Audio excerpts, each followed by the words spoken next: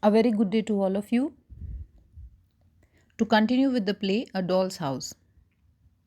In the earlier videos, I have talked about the themes, summary, and the major characters of the play. So today I am here to discuss A Doll's House as a social play. So this play, as written by, as I've told you, it's a beautiful play written by Henrik Ibsen, who is one of the main influential dramatists of modern times. So he is described as a playwright of ideas, as his plays are known as social drama, which lay emphasis on prevalent social beliefs and practices and handle them as themes. So many, this play, A Doll's House, it's a drama of social criticism. The story we have already discussed. The story is portrayed as taking place in 19th century Norway.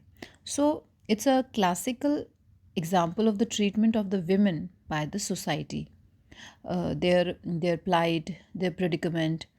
So this is a social drama because through the character of Nora, the status of women is described.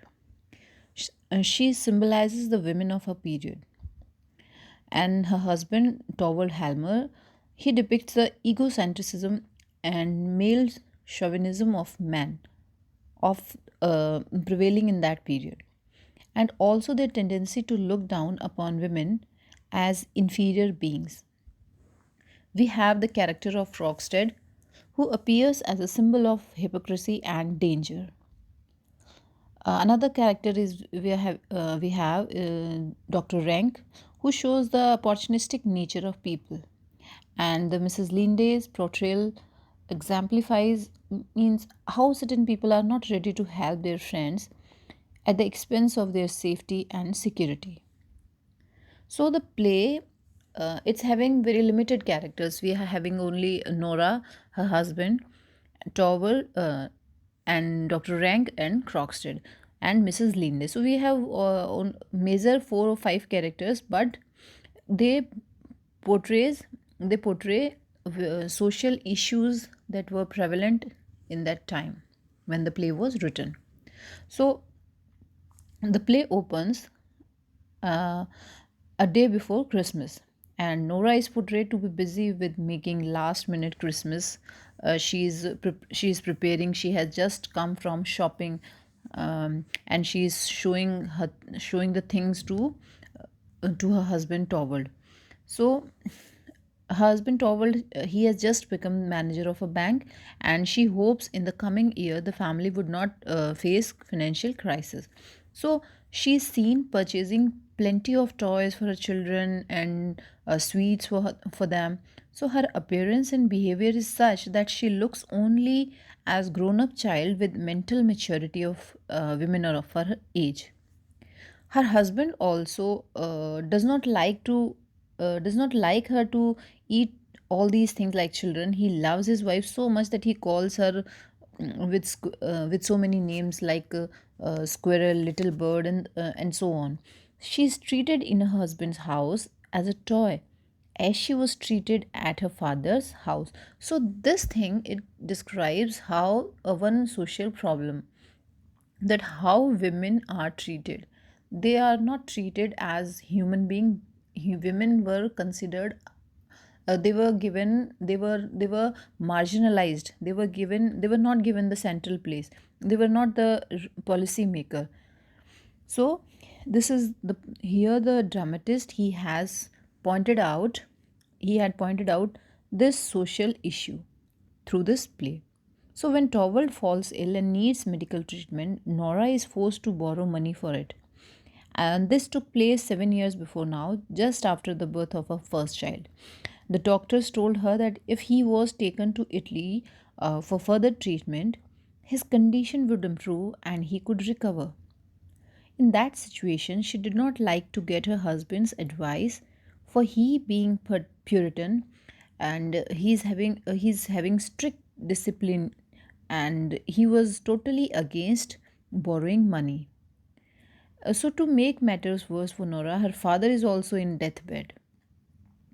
So, Nora was compelled to borrow money from Crockstead and she forced her father's signature. So, she didn't all that willingly. She was forced to do because her husband was ill.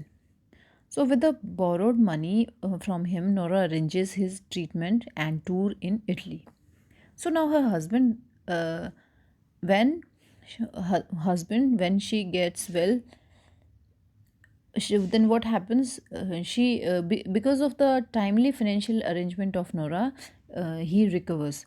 But she has not told her husband about the loan. So when her spouse offers her money for household expenses, she spends it for the purpose but saves a sizable portion of it for the settlement of Crockstead loan. So, in addition, during winter, she does some coping work as well. But Torvald is under the impression that the required money for his treatment came from Nora's father. So the circumstances change, and Crockstead joined the bank where Torvald serves as a officer. So things happen like this that Crockstead, he is his job is in danger, and he happens to know that Torvald can bring back his job. So he comes to Nora's place and he blackmails Nora. So when Krogstad makes a mistake in his transaction, it leads Torvald to take step towards his termination of Krogstad. Meantime, an old friend of Nora, Christian Linde, who was proposed to buy Krogstad before, also approaches Torvald through Nora for a position in the bank. Torvald thinks of her as Krogstad's replacement.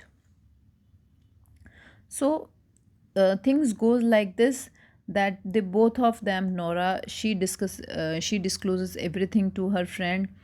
So what happens that Krogstad, on hearing the news of his possible termination from the bank, meets Nora and he threatens her, and in case he is terminated from the bank, he will disclose her forgery signature matter to her husband, who is known as a Puritan and who follows social laws to the behavior of men and women.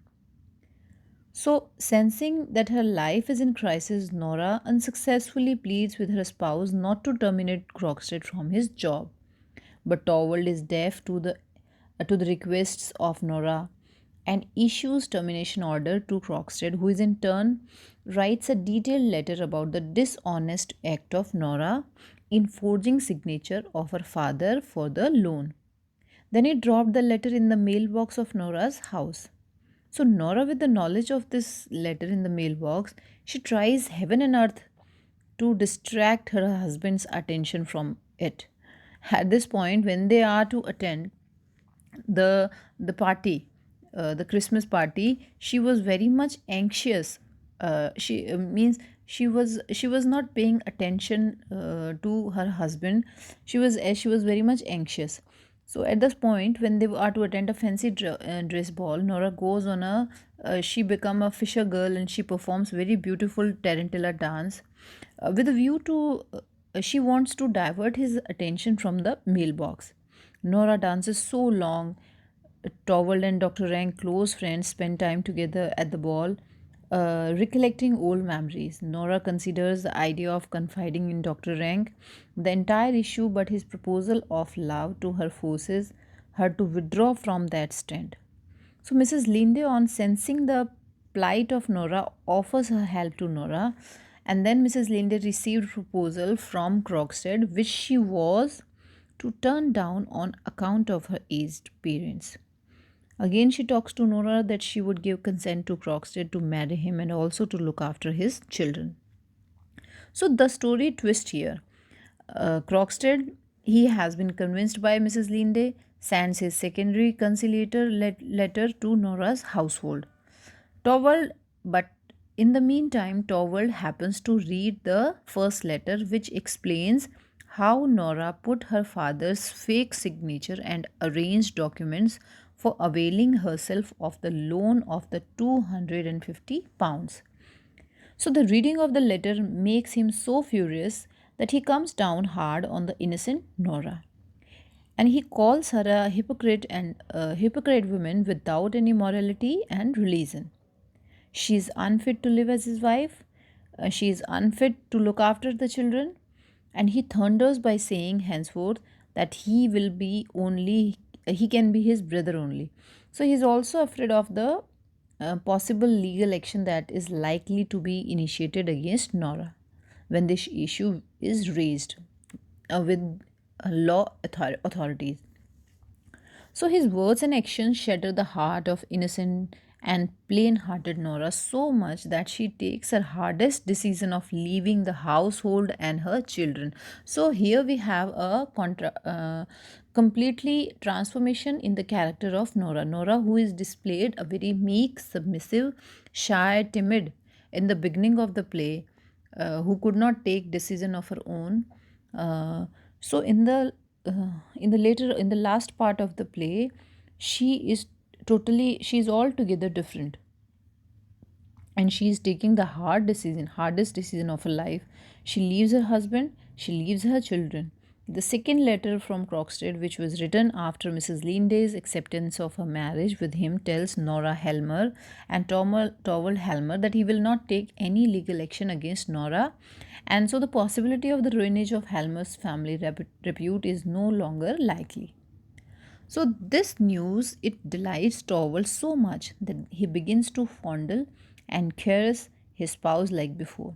But Nora, he fully understands the hypocritical, unaffectionate, unreal, ingenuine nature of her husband. So she knows how much Torvald is self centered. Nora drops the idea of leading her life with him in the same household. She goes out of home in pursuit of her livelihood, leaving behind her children whom she loves so much. The woman who was portrayed as very simple, innocent, plain in the beginning of the drama, she turns out to be mentally tough. The crisis she faced in her life has transferred her so.